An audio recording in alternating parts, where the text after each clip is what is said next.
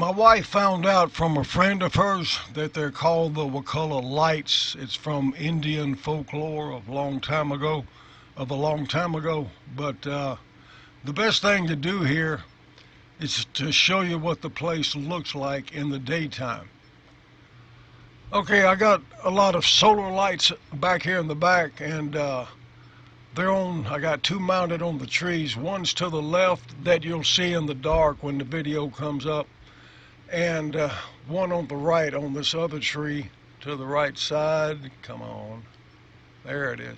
And one at the top of the back fence back in the back. Now the lights will come from the back, okay, from the back of the fence.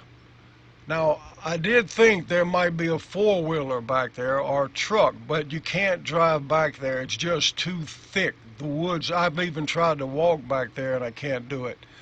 So don't worry about what it might be. Okay, I decided to give you a quick little trip to the back. I want to show you where that camera is. Yeah, I had to change things a little bit. That's as close as I can get, and if not, it'll blur up. But you can see the light on the back of the fence, a little hump you see there. That's what you'll see in the middle of your screen, actually off to the right a little bit.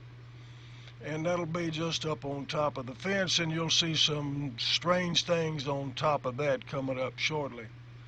I've got a good computer. I don't know why it blurred out, but I had to cut all that out, all the close-up. It was nothing but blur.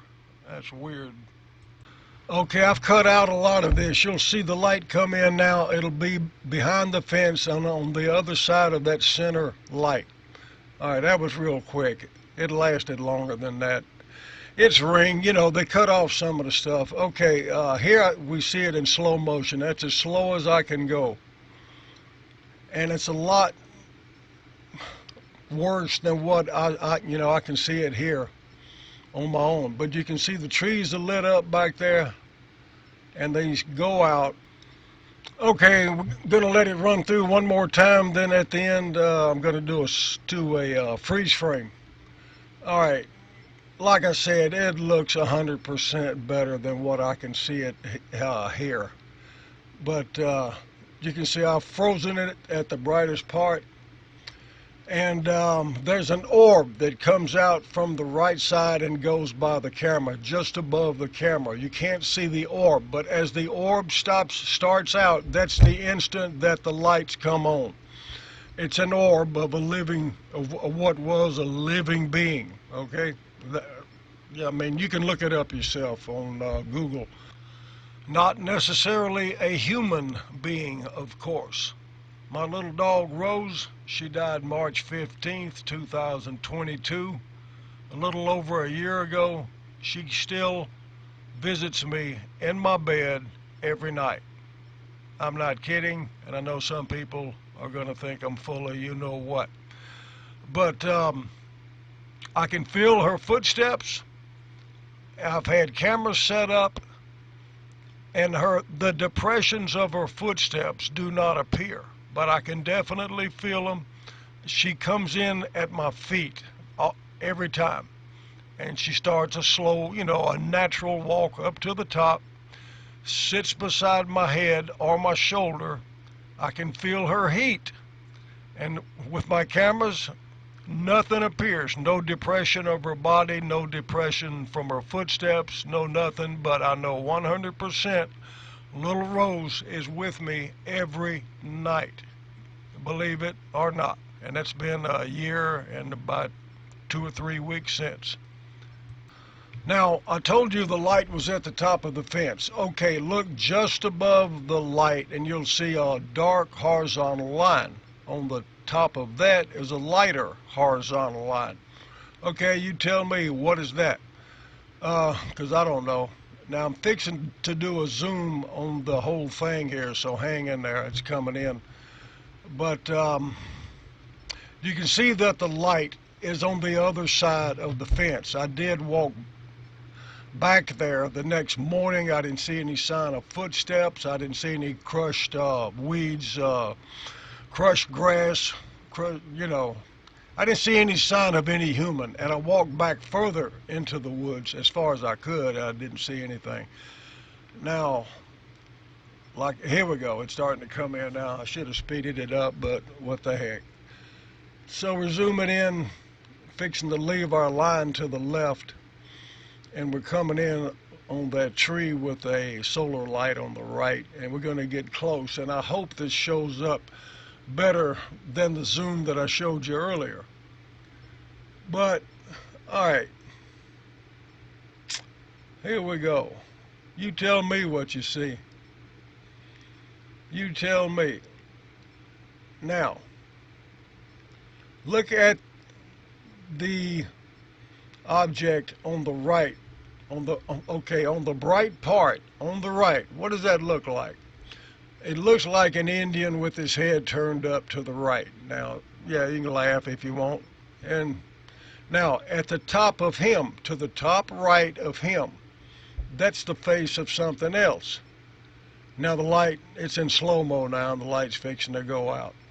His right arm is actually crossed across his chest. I can see his eyes, his nose, and his lips, and he looks like an Indian or something. My mother-in-law. So now we're going to look at it in the daytime and see. This is at least a 1080p camera. It might even be 4K, but it looks like 1080p. But anyway, for some reason I couldn't get it to come out any clearer. This is an actual live frame. Okay, you see how it changed right there?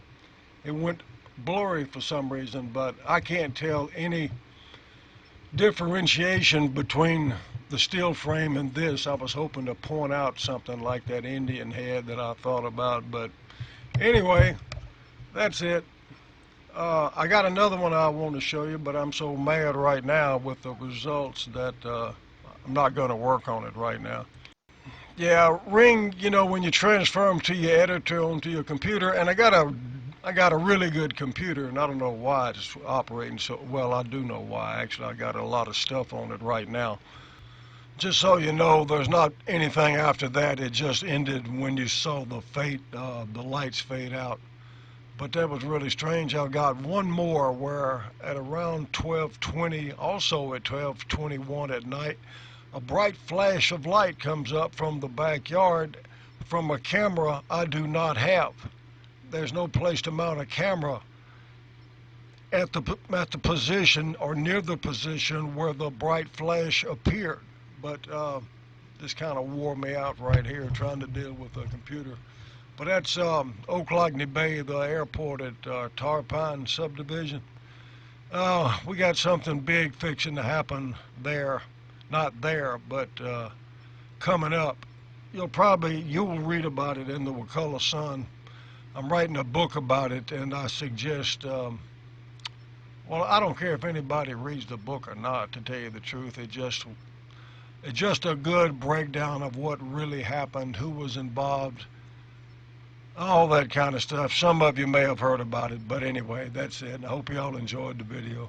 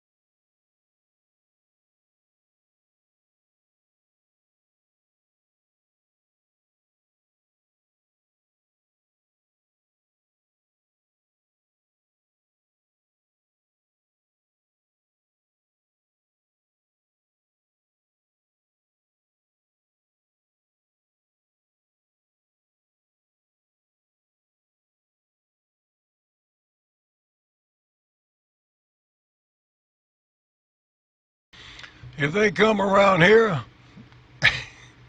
they're going to get me sneaking up behind them and yelling, "Boo!" You'll understand when you read the Wakulla Sun. Give it a week or two.